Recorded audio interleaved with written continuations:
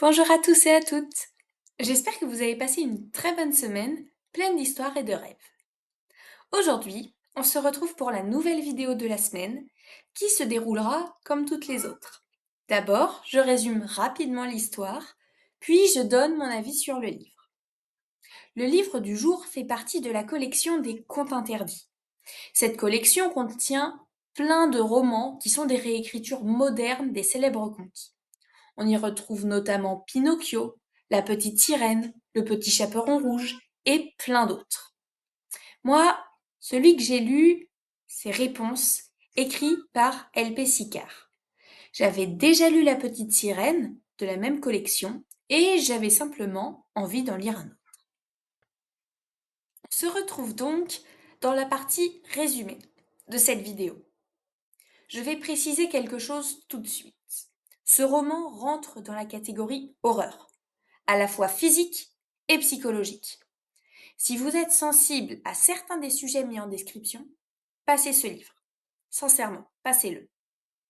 Ce qui le rend encore plus terrifiant, en plus des sujets qu'il aborde, c'est l'écriture extrêmement crue qui donne encore plus l'impression d'être dans l'histoire. Si vous êtes prêt à continuer, voici un résumé, adouci. Dans ce livre, divisé en 3 parties, on suit d'abord 2 chasseurs, en partie de chasse à la poursuite d'un chevreuil. Dans la deuxième partie, nous suivons Jacinthe, une adolescente aux longs cheveux blonds. Lorsqu'elle et ses amis explorent l'ancien hôpital psychiatrique pour enfants, ravagé par un incendie, elle se fait capturer par un étrange personnage, appelé la sorcière. Celle-ci a pour habitude de venir tous les jours brosser les cheveux de ses 2 prisonnières. Pourquoi? Aucune idée. Ce qui est sûr, c'est que s'échapper, c'est impossible. J'espère que la partie résumée vous a plu. Je répète que c'est un résumé adouci et censuré de ce livre. On arrive donc à la partie dans laquelle je donne mon avis dessus.